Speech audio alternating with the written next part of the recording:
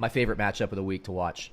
My favorite matchup here. Tampa Bay Buccaneers versus the New Orleans Saints. I love both of these teams. It's a division matchup. Tom Brady's been keeping the players active in the midst of the pandemic, the center of the pandemic in Florida. He's been having getting his Gronkowski and Evans and Godwin and getting them all out in the park. They go to local high schools, get kicked off the field. They get the police called on them. I'm making that part up. I love this matchup. I love the offenses. I love the quarterback leadership. I love the continuity. I wouldn't normally love Tom Brady, but he had those offseason workouts. I love it. So anyway, we've got Tampa Bay. Brady's a start, throws for a bunch of touchdowns. I'm staying away from Tampa's running backs right now because I think Fournette will eventually be the starter at that position.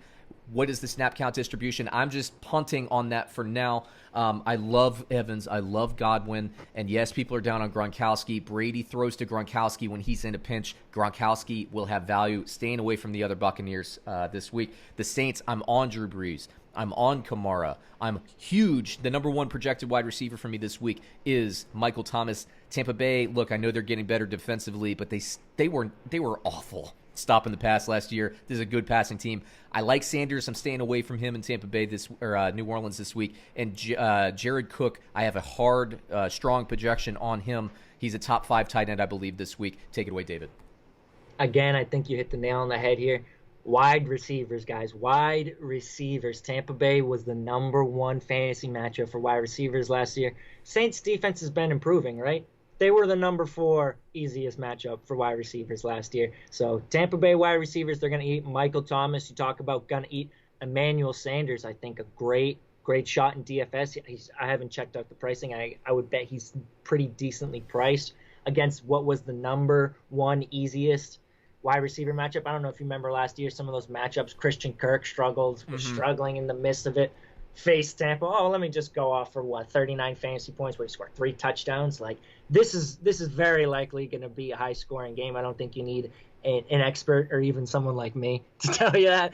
Like there's going to be a lot of points scored. Invest across the board, except like you said, that Tampa Bay running back spot. Fournette, I do like him this year. And in seasonal leagues, I think he's becoming a major value now that he's falling down the board into the 6th round, even 6th, 7th round. You can get this guy. I think he's got double-digit touchdown potential. I don't know about this week. Just signed with the team a week ago. Ronald Jones probably getting that ceremonial first snap. Fournette's going to have to come out and earn it. I do think Arians hates Ronald Jones. I think, is there anyone who doesn't think Arians hates Ronald Jones? Hey, quick, again, David, can you put your thumb over your camera? You're going blurred.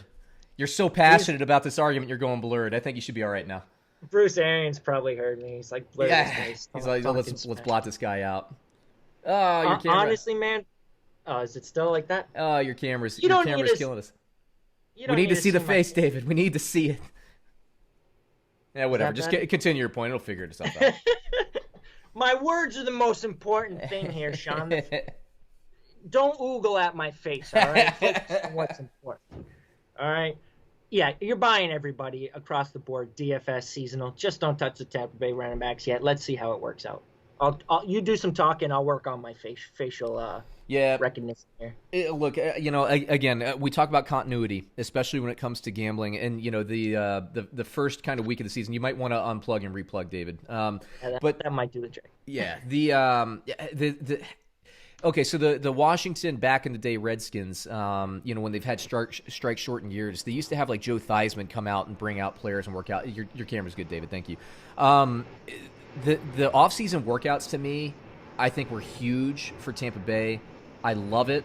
I love this game. If you're betting on over/under, I'm betting over. But let me hit you with the line, David. We have, Tampa Bay plus 3.5 against the New Orleans Saints.